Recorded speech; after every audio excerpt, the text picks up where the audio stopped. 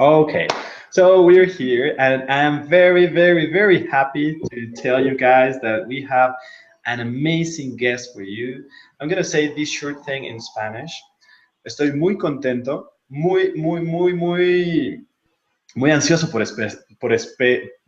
empezar, perdón, fíjense lo que me pasa, por empezar con esta entrevista maravillosa con una persona que, bueno, si tú eres papá y has estado en algún momento en una situación en la que no has sabido cómo manejar la educación de tus hijos en lo de la escuela, te va a ayudar muchísimo. Es una persona, híjole, con un corazonzote, la conocimos hace algunas semanas en un evento extraordinario y la hemos seguido en estos días para ver su trabajo y te puedo decir que es fuera de lo convencional, además que es una persona lindísima. Y bueno, voy a hablarlo ahorita en inglés. Recuerda que si tú adquieres las repeticiones vas a poder tener la traducción, vas a poder tener los subtítulos para que puedas tener este contenido que vale muchísimo la pena. Okay, guys, well, I was just explaining everybody how it's going to work. Let me first say I'm super excited to have Lisa with me and, well, to be with you guys. It's amazing. Hello, Lisa, how are you doing? Hey, Gustavo, I'm so glad to be here. This is really exciting. I know, right? Yeah, because, being in front of your audience is so special for me, just because you attract great people and people who really care about each other and their kids. So I'm really excited to be here. Oh, absolutely. You're going to love these people. I mean, they're super into it. They're so, like, they take action, which is, I think it's something important, very important. Yeah. So, let me just introduce you to Lisa and tell you some little things about her that, well, you're gonna understand why I'm saying what you're saying. But when you think about spending time with your child, there are certain things you love to do, right? Like play and everything. But typically, helping them with their math homeworks just not that like not that so much fun. I mean, I've seen my sister sometimes enjoying playing with their kids all the time, but when it comes to math, even though, I mean, she has a lot of tools and she works with them in amazing ways. But sometimes there are some moments in which she realizes it's a bigger challenge. So, well, it's an amazing opportunity now with Lisa Hatamoto to have her as a guest because let me tell you, she is the founder of Inspiring Student Success, an organization that teaches parents how to help their children do better in math in a no fighting, tear free zone. As an electrical engineer and manager, Lisa worked for a Silicon Valley high-tech company for 19 years. How do you know? That's amazing. Yeah. She knows math. I'm pretty sure she knows math.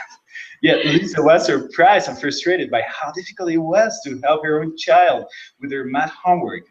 Isn't it amazing? Determined to make sure her daughter learned math well to meet her family's high expectations, Lisa immersed herself in her daughter's school for 12 years, doing the educational research, being mentored by great teachers, and working directly by hundreds of students, parents, and teachers to help them become more successful in math in their lives. I'm just loving this because, I mean, we're talking about somebody that is really well prepared. She knows math. I mean, she knows her business, but still, when it came to children, it was a completely different thing. And I'm excited today. Lisa is going to teach us 3 simple ways to get out of math homework hell. First of all, Lisa, what exactly do you mean by math homework hell? Well, I think you kind of touched on it a little bit about with your sister, who's a wonderful person and has great tools, can totally relate to her child. But when it came to math, it was like, not quite the right thing. Something was a little bit off. And so, here, I live here in California in Silicon Valley, the heart of the high tech hub. And you would think that everybody around here would be pretty math savvy and everything. But when I talk to parents here and I talk to parents like all over the world, it's the same story. The same story. So whether you knew math or not, the story goes something like this. Okay. So I'm going to tell you about a client that I had. She and her daughter were spending 2 hours a day doing homework. Okay. And in particular, they were getting really stuck. Her child was bringing home a lot of math math word problems, because in the US, there's this big trend to try to get kids to like know more real life math scenarios. So they give them a lot of word problems. Do you remember doing word problems, you know, when you were a kid? Oh yeah. And for most of us, it was not our favorite thing, right? So Absolutely not. you're like, do you feel like you're getting goosebumps and you're sort of like, oh, I don't want to do any math problems. I don't want to. Do you feel like that? You know, this is thing. I was pretty good at math, and still I didn't like it. Yeah, That's yeah. something. Yeah, see, that's interesting too. I get a lot of that reaction too by some of the parents. And so imagine that now you have to help your kid with this, and you're not that enthusiastic either, but you know you have to do it. And so here is this client of mine. They're spending 2 hours a day doing homework. Math is really not going well. The child is behind in grade level math, and she is not getting it. Her mother is there saying, "This is how you do it," and then the frustration goes up and she's saying, why don't you get it? We've done it 3 times already. And then it slips out and she yells at her child. And then the tears start flowing for either one or both of them, you know, and then this child would often be sick and she wouldn't be able to go to school. She'd physically be sick. It was causing more distress in the family because now the mother and father are arguing over what's the best way to help the child. Is it more discipline, more flashcards, or is it more nurturing, or is it a different school, or is it different tutors, or is it, you know, what is it? What's going to really help? And they're arguing over their approaches. And in the meantime, you've got grandparents who also want and believe that, hey, you should do really well in math because math is your future. You know, you can't get to those great jobs without, you know, the engineering, the doctors, you know, the scientists, those solid careers. You can't do that without math. And so there's this family pressure of, oh, this child is not going to make it. And now, and the school sending you messages about your daughter's behind, you know, got to do something about it. And now everybody's worried about this child. And everybody's thinking, oh, maybe she's just not cut out. Maybe she just isn't good enough to have, you know, a larger career, reach her dreams. So that's what that math homework held. It's that feeling of maybe as a parent, there's some guilt that maybe you're not doing as much as you can for a child. You love your child, you want the best, but you're really struggling to try to figure that out. And there's so much pressure. And there's so much pressure around math. Because, you know, if you don't meet your grade, if you don't get those grades, you can't go on. Right? So, so this at that point, that's when you just want that daily drama just to stop. You just want your child to get their homework done and just be good at it. You're just looking for that relief. Oh, you know? That does sound like, you know, I mean, as we were talking, it's something that I saw with my friends back then when we were in school. So many of them, they were super smart, and still they felt like they were not smart enough because they were not good at math, and they would, like, people would be pointing at them because they had these low grades, and they just grew up like with low self-esteem, thinking they were not able to perform in many other areas. Even, I mean, so they're not good at math, but they kind of related to other fields. So I mean, it's a big deal. So how long do parents have to suffer through this? Is it just a short phase that their kids will grow out of it quickly, even if they don't do anything about it? Like, yeah, I mean, exactly. Just like we were talking about, you know, and you've seen it as in your friends as they've grown up to be adults, right? So this sort of homework hell comes and it goes. Sometimes it's better, sometimes it's worse, but it particularly seems to happen around second grade, which is about 7 years old or so. And then it happens again just before high school when everybody feels like there's more pressure because you're running out of time. And then definitely in high school, it hits big time. If you haven't figured out how to handle this, how to support your child in this way to really get them going, if it hits your child in high school, it's very stressful. And because now you're running out of time, they're running out of time. So to learn that math and do it well before they're actually really adults.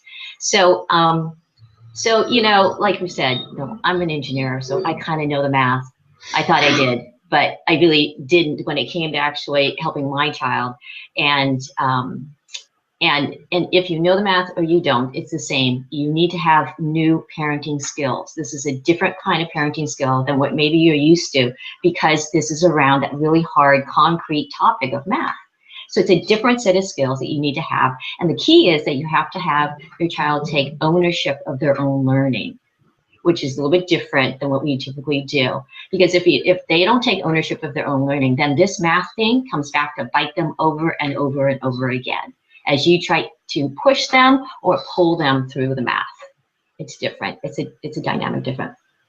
So, but the good news is, so while it's really uncomfortable, it's actually a huge opportunity for us as parents to try to be able to work out those really difficult problems with our kids, so that way, when other challenging problems show up, we've got a way to relate to each other, to help each other through it.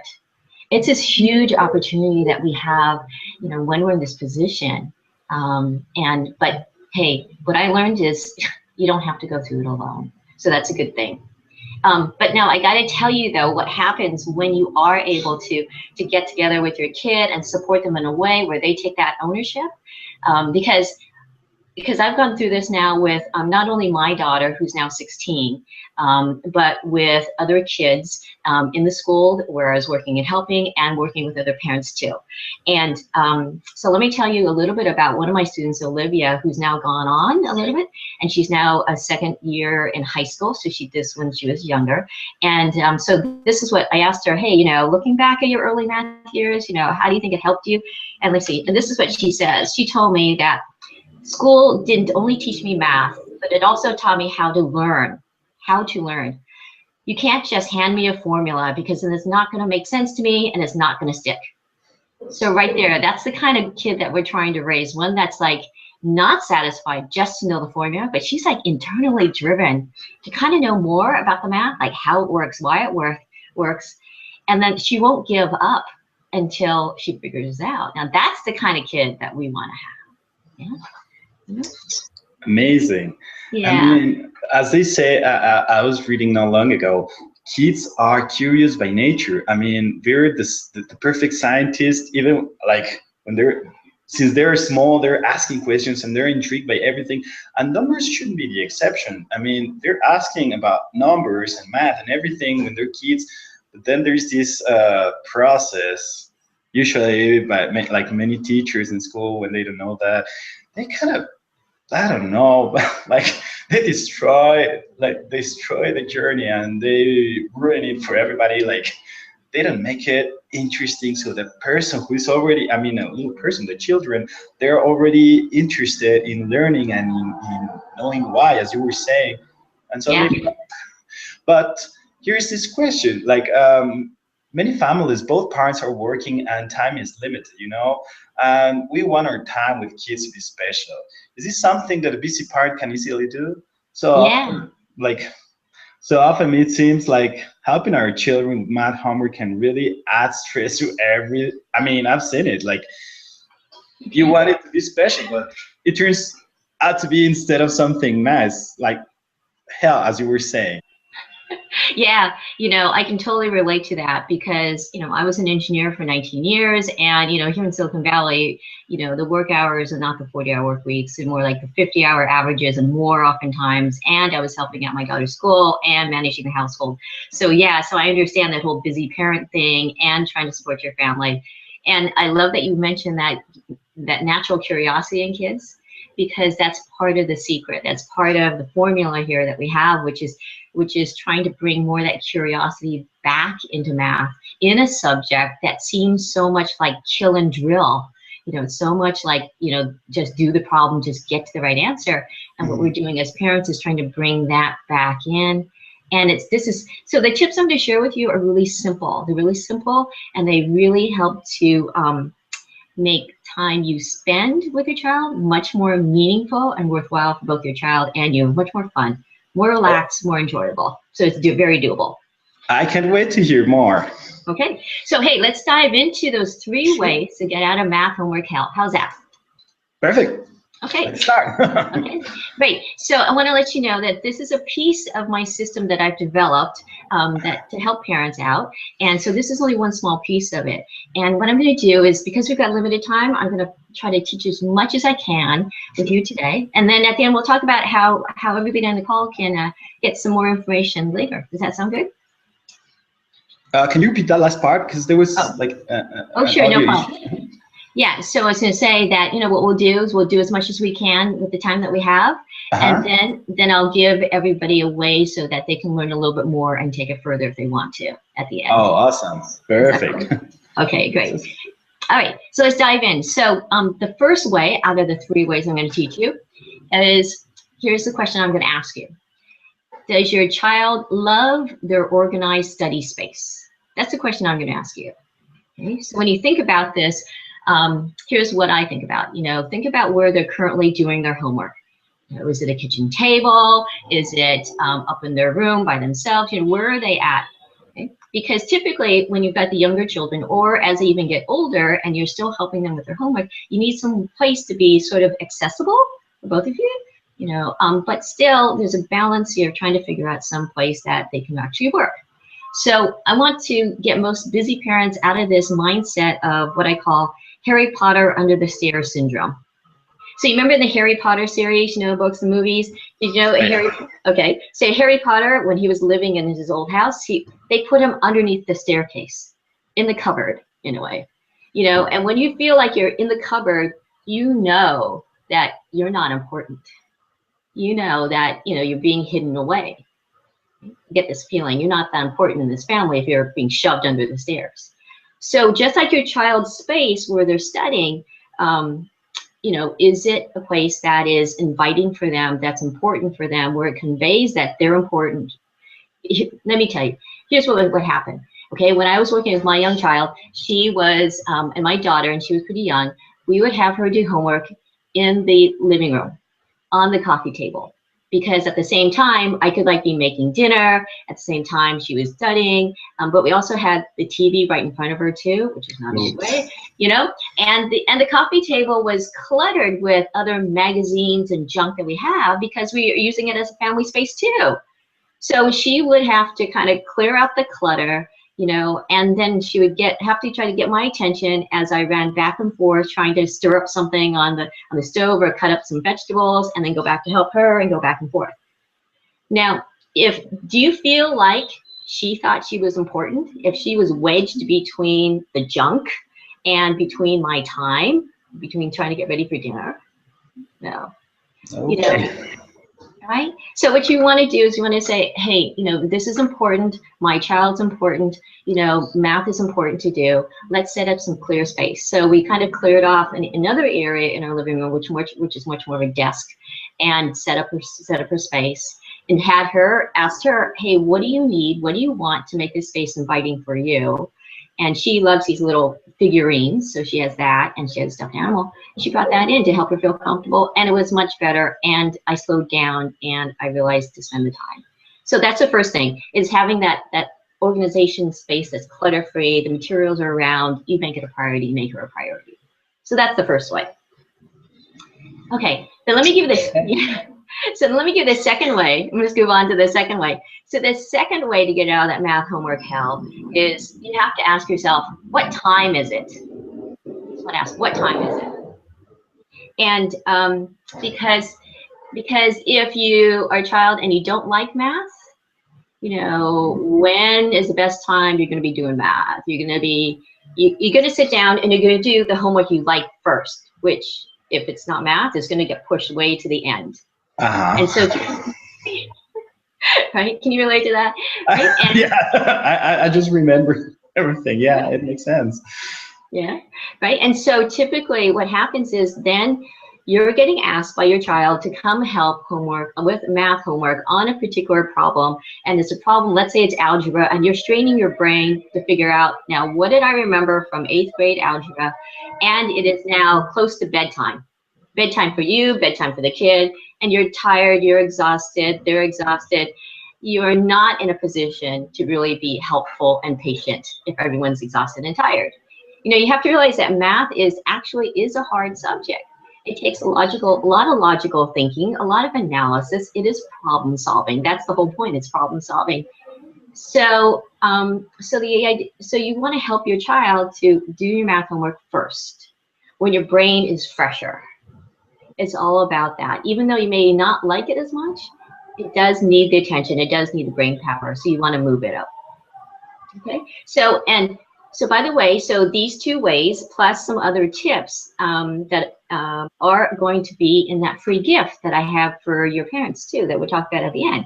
So they can kind of relax and listen to this. Amazing. Yeah. Yeah, it's amazing. And they're going to be very happy. And that sounds so smart, Lisa. I mean, actually, the second one, I was just thinking that it's not going to only just help with math, but it will create high performers because they will learn to just start their days in a more focused way with more energy, and it makes so much sense. Now, I mean, it took me a while these last years to learn a couple of strategies that you're mentioning here. I mean, you're teaching them to kids, which is, I think it's not going to be only about math, but create amazing people. Yeah, that's an awesome insight that you had. Yeah, when your brain is fresher, do those harder things, do those more challenging things first and early, whether it's math or whether it's something else. But that's what I love this discussion, because this is so much more than math. This is about how do you solve those hard problems in life, and you're teaching your kids that. But there's this question: does it always work? I mean, is there anything that can make this all fall apart? Because I mean, I always like to know these other parts, like how to use it in a very proper way. But I mean, yeah, I'm so glad you're asking that question, because that's the third way we're going to talk about, the third way to get out of this math homework hell. And I have to tell you, by the way, these pieces are so essential that if you do not get these 3 pieces down, everything else you do is going to give you minimal returns, minimal results. You have to have these 3 pieces. And this third piece is super important, and this could really trip you up. And this is a question I have to ask you as a parent, which is, have you taken care of your own needs first so that you can be patient and be your child's loving learning partner? Right? Because it's sort of that old saying, that when you get into the airplane and the flight attendant says, put your own oxygen mask on first before assisting your child. It's that kind of thing, because, right? Because, here's the end of the day. We've been busy. Both of us, we're working. Your child's been out doing school all day and doing their after school activities and things. You're helping your spouse. You've got your extended family. Your household, you've got to be running things. And we usually place ourselves last on the list to take care of, usually. Everybody else cares, right? And then we're starting to run around, and a lot of us think we're great multitaskers. Aren't you a great multitasker? I think you are. Well, I've been teaching myself since, I would say, 2 years ago, how to focus, as I was telling you. And I used to love, and because I'm pretty good at listening to 3-4 conversations and actually pay attention to them. But now I just realize how better I perform when I just do one. So wow, yeah. See, you really noticed it, but a lot of us who are so frantic that we're so busy, we don't recognize that we're not as good at 3 conversations at one time, right? And particularly when you're in that position, and if you're slightly anxious and your child is falling behind in math, that anxiety comes out more. You can't control it because you're just always on the go, and it comes out more, right? And oh my gosh. And my daughter recently said to some friends, which I overheard, and we've been working on this. And by the way, my daughter, it was kind of a mess before, and I figured out my daughter's doing well now. She's doing great now. But I overheard her tell a friend that, when she was young, she wasn't very good at math. And she wasn't very good because she knew this because mom, me, was always having to help her so much. And I thought, oh my gosh, what she felt was my anxiety about her and her math was coming out, and she felt like she wasn't very good. So here I was trying to help her and help her build up her self-esteem and her confidence, and it was going the opposite way. And it's all because I was so busy, you know, and I didn't realize this, and I wasn't paying attention, right? So the exercise that I now, when I work with parents now to help kind of get them calm and centered and realize what they're doing a little more, is just simply to notice. It's simply just to notice that when their child asks them for help, how are they feeling? And then it's super simple, right? Just check how are you feeling? And then what we do is you look for patterns over time. So it's not, I'm not going to tell you right away to change something. We're looking for those patterns. We're looking for those things that are those cornerstone habits.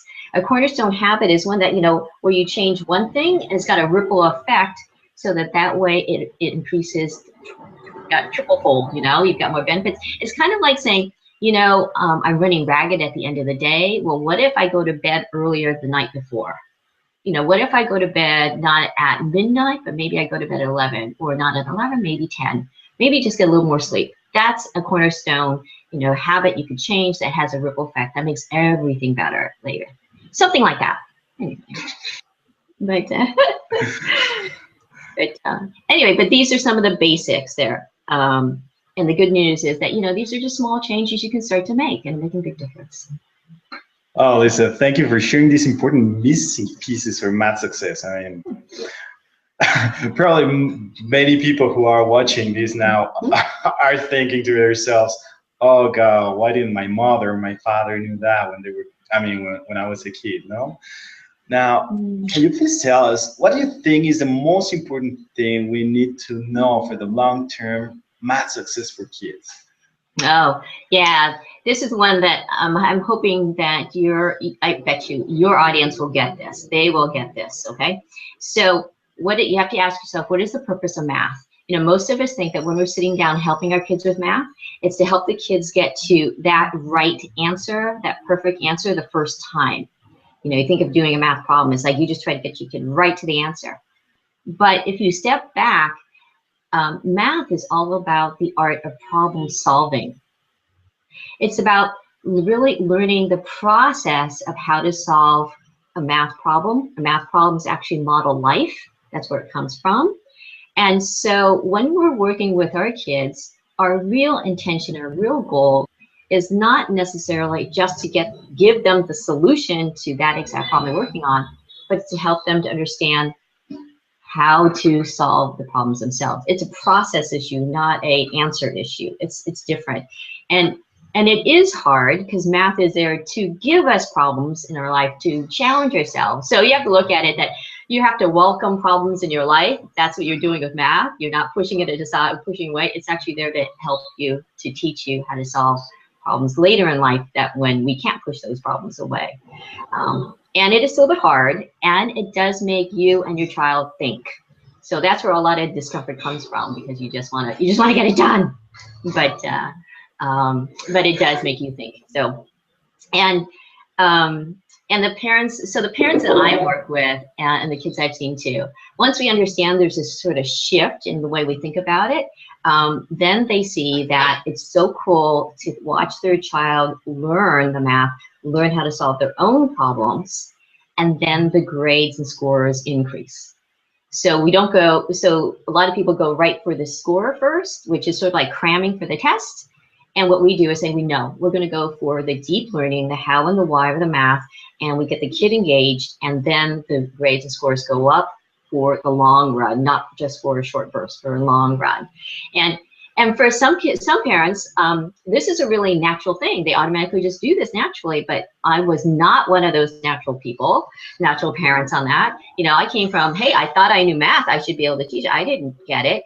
And so it took me 12 years to figure this out by, you know, working with my daughter, having those frustrations, going through all those trial and errors. I'd gone through all kinds of math methods, all kinds of tutoring, all kinds of different workbooks. I've gone through lots and lots of trial and error. Man, I don't want your parents to go through this. They don't have 12 years to spend, you know, figuring this out, you know, because that's one thing. It's like, I really, really love being with my daughter now, and I'm kind of excited when there is a harder problem, a life problem to solve, because we've got this really close connection that we can work through it together. Even though it's really kind of uncomfortable and we might get mad at each other, but we can work through it. It's really cool, and that's what I want for your parents. And but I don't want them to spend 12 years trying to figure it out. There's no way, you know, no way, no way, no way. And the other thing, I look back and I go, you know, how much further along she would be if I knew back then, you know, what I know now, right? How much further would she be going for it? How much further would she be out there, you know, really excelling in life and really passionate about life and solving things? But the good thing is you already found this system. That brings me this question, like, you know, I'm just thinking about like a Mexican way to teach math. I'm not so sure about like Latin America, the rest of the countries, Spain, but I'm probably thinking they kind of have the same situation. But here it hasn't really changed that much. I mean, I see children now learning math, and it hasn't really changed the traditional way they teach it with the way they were teaching it back then. And I mean, even with my mother, she used to tell me how she used to learn math and how she taught me. I mean, they taught me in school. She helped me every now and then. And then now I see kids, and it hasn't really changed. What do you think, and why do you think it's important for people here? I mean, Latin America and Spain and all these Hispanic, Spanish-speaking people.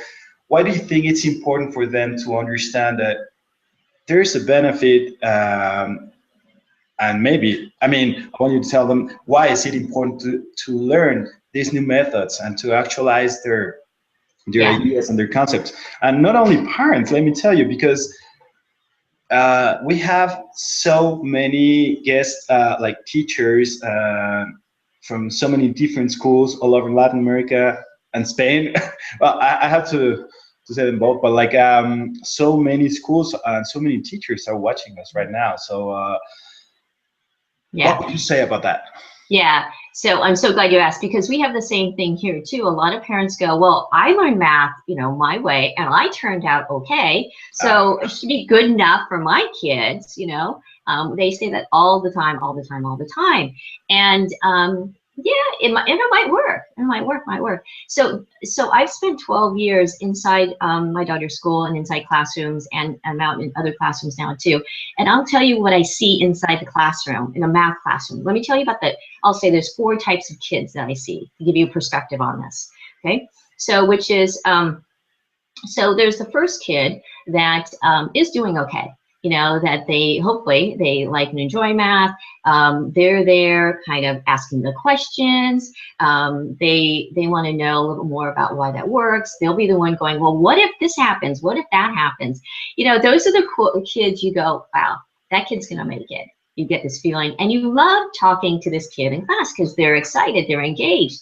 That's the kind of kids that we want. But nowadays, there's a very few kids like that. They're very rare. You usually see 1 or 2 if you're lucky. Right? But that's what we want for our kids. Okay, that's where we're going. So that's one type of kid. Okay. Oh, and by the way, that kid is not necessarily the top grade scorer in the class, too. I have to mention that to you. It's interesting because they're going to be the ones who want to try, and sometimes they'll get it wrong, and that's okay because they're going to learn. So they're not going to be perfect. So that's other interesting to know. But they're going to be. You're going to get this feeling. They're going to make it. They're going to. You know, you've got this feeling. Okay. The second type of kid that I see is what I'll call the good girl, good boy syndrome kid. This is the kid who is usually very quiet. Usually you can tell they want to be smaller. They're trying to fly under the radar. They usually do just enough to try not to be really noticed as much. But oftentimes they're doing this because they don't want to be seen as making any mistakes. And to learn, you need to try, and you need to sometimes make mistakes to get something back out of it. And they're really trying to hide. They're very afraid. And so that's a big thing that I see in a lot of classrooms now these days, is really more of this type of kid, because of this math structure and the teaching that we have in a lot of classrooms in very traditional classrooms. Like they're quiet. They want to just be, just let me get through this period. Let me just get through the next hour kind of thing, without little drama as possible. Okay. That's not good. That's not good if you're just trying to skate by, okay? The third type of child that I see in the classroom is one who is very anxious and really anxious about math or the math class. They're feeling very anxious, and it usually shows up in their emotions and their physical body. So I see this child as being sick a lot, oftentimes, or that they go to the bathroom a lot. I've seen this happen a lot. Particularly, I remember seeing a particular boy I'm thinking about. He would come in, and every time we would start getting into the math lesson, he would immediately need to go to the bathroom. Every time. And we thought, well, what is this? What's this going on? And is this? And it was really a physiological issue that he was so anxious, he was so uncomfortable with showing up. And so that's what we see. So that's not good either, because you miss a lot. It's that self-fulfilling fear. You fear math, and then now you miss math, and now you get further and further behind. And so does that. So you don't want that either. And then the fourth type of kid that I see in the class is what I'll call the rebel. This is usually the one who is talking out of turn a lot, very social typically, kind of knows the social scene, knows how to maneuver around, knows how to get things done, but he's not doing the work himself oftentimes, and oftentimes gets sent to the principal office, causes trouble, and you're laughing. I wonder if you know somebody like that. Right? But this is a defense mechanism oftentimes, that they are not comfortable with math. They don't feel smart enough. They don't feel like they belong.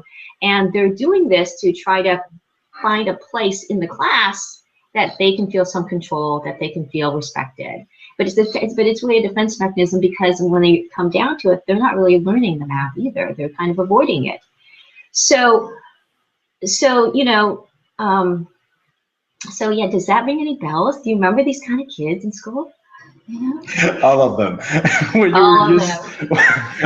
When you were describing that, I could totally see each of my friends, and I mean all the schoolmates' faces in one of those four categories. Like, I even went through a couple of them, because when I was in elementary school, grammar school was.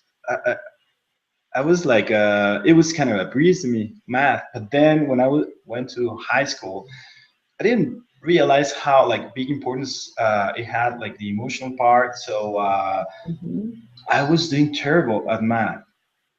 Funny thing, in elementary, it was so easy, and I was really good, and still I was one of the worst in class. But I had these issues related to that, because I really didn't I wanted to find who I was, and you're a teenager, and math was my way of escaping. So also, my brother had a terrible math experience as a kid. I remember, because for me it was just a phase, 1 year, I would say, or two maybe. But with my brother, it was this challenging moment. But I always thought that was just the way kids are, Yeah. It's so important that we change this. Yeah. Well, since a lot of us take it for granted that, that's exactly it. That's just the way it is. Why change it? You're going to have these people who know math, and these majority of people who don't know math, because that's a majority of the classroom is like that. And that's not okay anymore. That is not, because the reason why is that, the world is getting so much more globally interconnected. It's so much more complex, right? The problems that we face today are so much more difficult. It involves so many different perspectives, and people working together on it. So we no longer have that luxury of wasting a single child by saying, oh, you don't get math, that's okay. You can just do some sort of other job, some sort of career, something that doesn't involve problem solving, that doesn't involve other people. You no longer can do that. We cannot do that. We need kids who actually can think critically, can solve problems in everyday life, in their jobs, just in everything. So we need those kids, for our long-term future as well as theirs. But let's look at more particularly what happens to those individuals who have those kind of experiences where, math is taught every day. So imagine you go into this classroom, just like you go into, this is your child's job. your child's job every day and you feel terrible, you're feeling scared or anxious, or you're fearing that it's just, you don't want to be found out, you don't want to make some mistakes, somebody's judging you, because by the way, math teaching is so judgmental. You get marked right or wrong on every single problem, so it's very judgmental.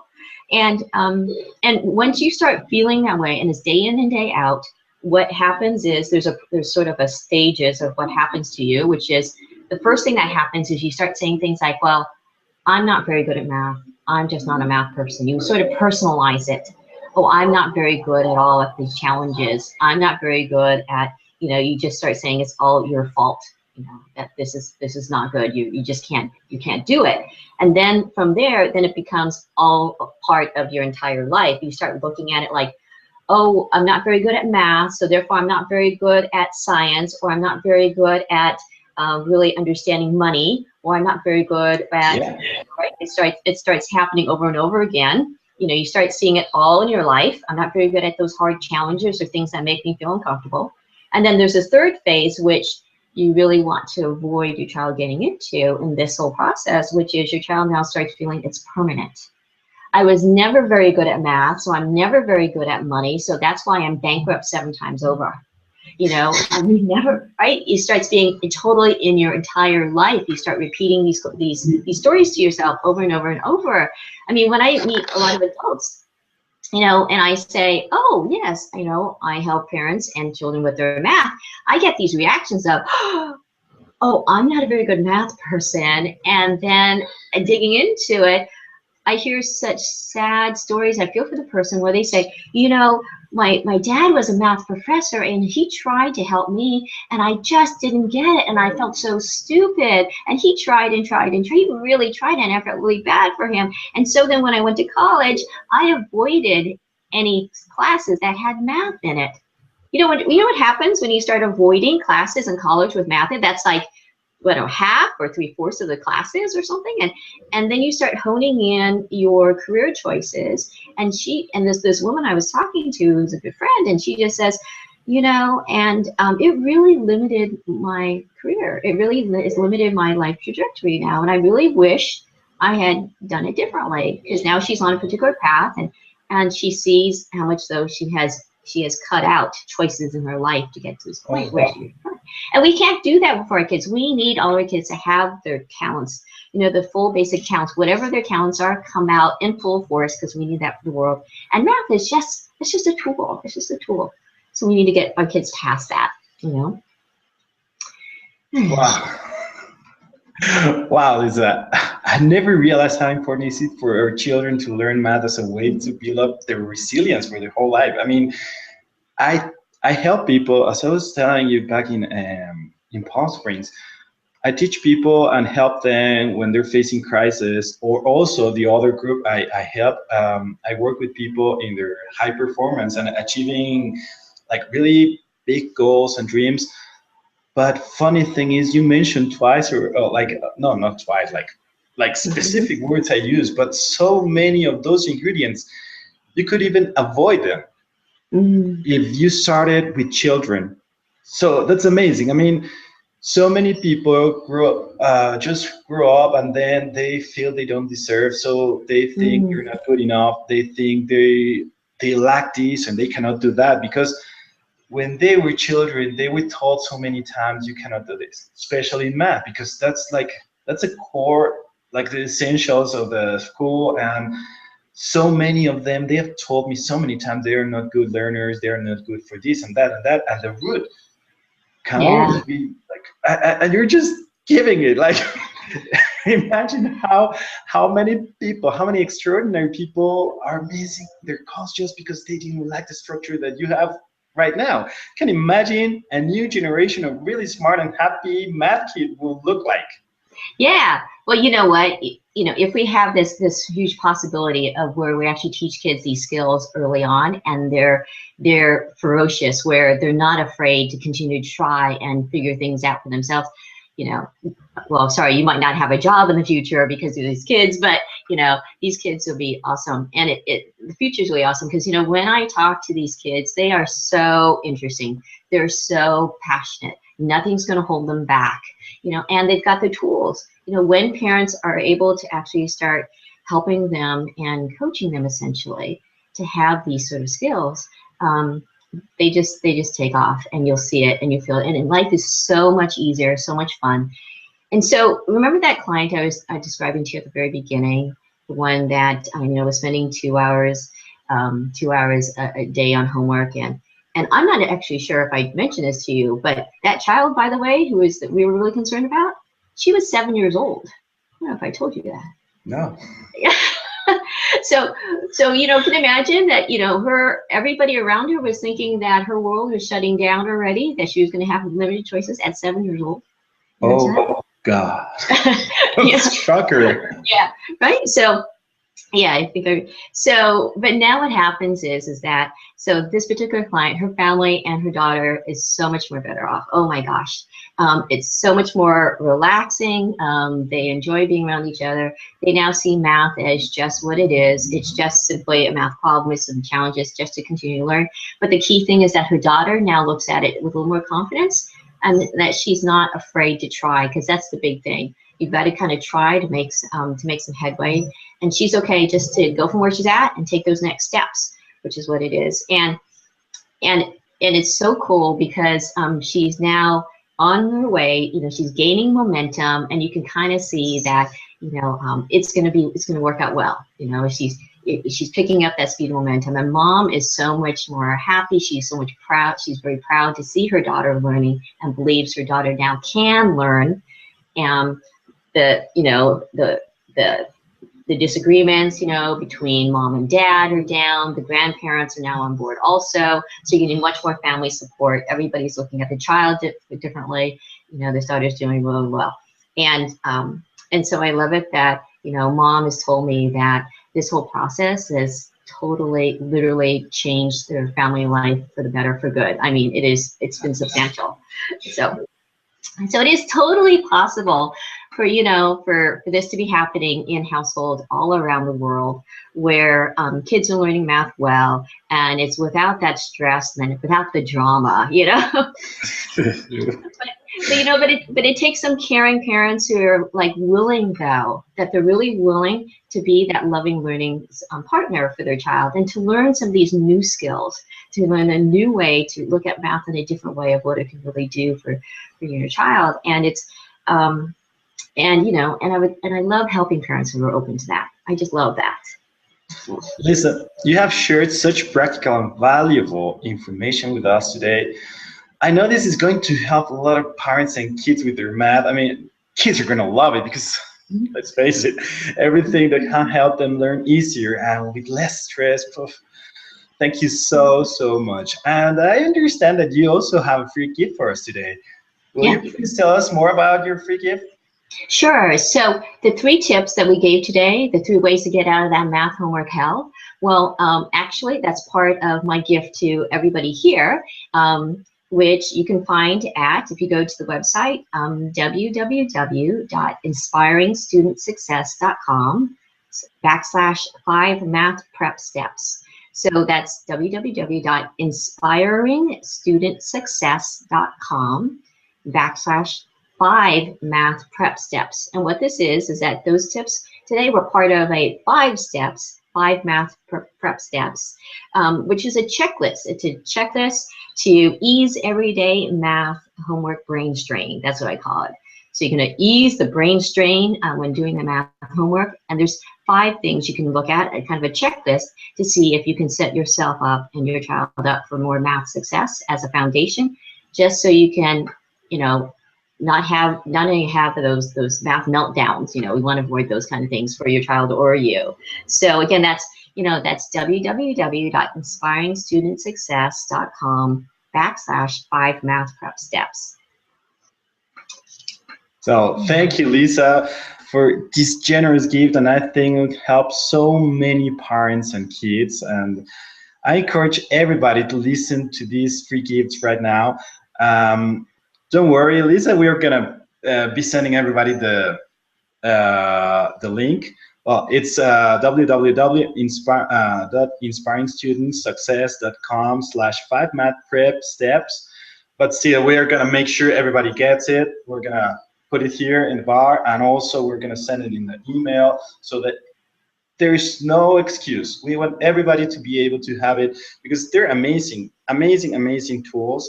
And I mean, seriously, it just takes like a little bit of commitment for a parent to decide that there are better tools out there, and it's not that hard. You made the homework for them. It was like you made sure it was possible not only for you and your kid, but for everybody else to have something. So many people don't realize how important it is, and I want to make sure. And really, really, I work with, I mean, grown-ups every day, and I listen to their stories. And you have no idea how important it is for children to be confident. It's not just because you want them to excel in math. Maybe a parent is right now watching us and he's saying, it's okay. I don't want my kid to be perfect in math, but it's not about that, right? It's Right, like exactly. it's about children, healthy children, emotionally healthy, which find themselves in positions where they can say yes to life. They're not afraid. They say, I have the tools. I know, as you said, math's about solving problems. And if you give them confidence in solving problems, imagine how many opportunities they're going to have in their lives. But there is this challenge I am right now having for you because you already have the whole thing in English. But there are like a bunch of people here. I mean, many people, many of our parents here, they speak English. But there are some that they don't actually speak it right now. So how about challenging you to maybe, I don't know, probably in the next year you have also subtitles in your trainings.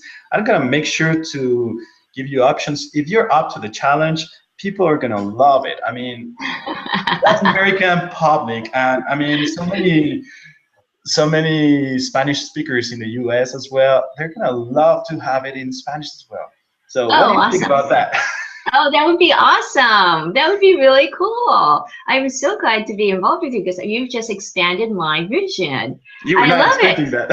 I love it. Oh, I love that idea. That would be awesome because definitely, I have to tell you, when I go and visit schools, I look at where the big up and comers are at. The kids are, and the Mhm. kids who have the greatest potential that I see are the ones who actually right now are more Spanish speaking. The ones Oh, I'm really? visiting, yeah, they're the ones who are actually more open. They're more open to learning, and that's what it really is. It's all about openness and willingness to learn and learn in a new way.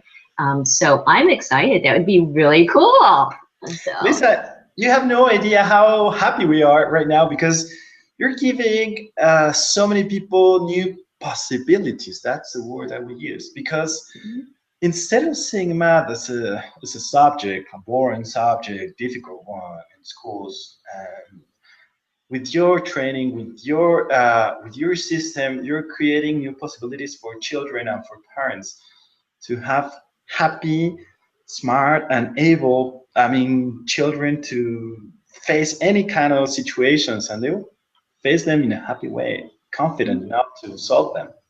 yeah, and that's what we want. That's what we want for our parents, and that's what I love working with parents on, because when parents see that happening in their child, the parents get so much more inspired themselves too, and so it really helps to heal the family. But it's really a lot about the kids and the potential for their kids to have. And it does show up, and it's not just about the self-esteem. Self-esteem and confidence is a huge piece, but it actually shows up in the real world. Their grades go up, they excel in not just math, but in other things too. And that's what we want to Absolutely. see, and everybody's happy. So it's beautiful. Oh, I'm so happy for that, and thank you for both your time, giving us this talk, and also for the gifts, the magnificent gifts.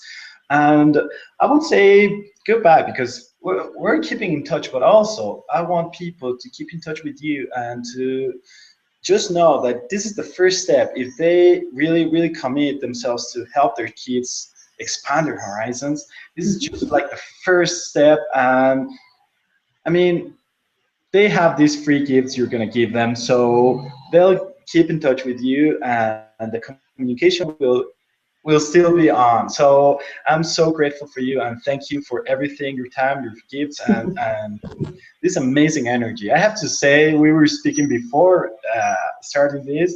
You have this amazing energy. Well, so do you. So, hey, I love hanging out with you on Google Hangout, and I think this is awesome. And I'm like so excited to be with your people because, like I said, I think you attract great people and people who are action takers, and we're gonna make a huge difference. We're making a huge difference in the world. Oh, absolutely. Well, thank you guys. I'm gonna speak a little bit in Spanish. Muchísimas gracias. Cambio ahora en español.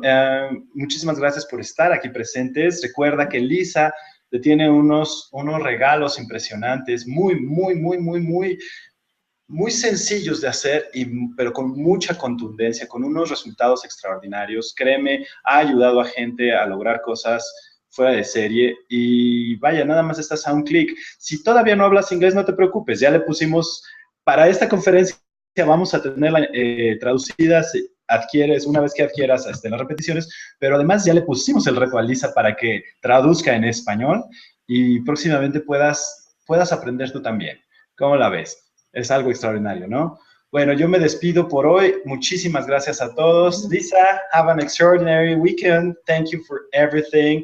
And everybody else, bye-bye. Bye. Thanks.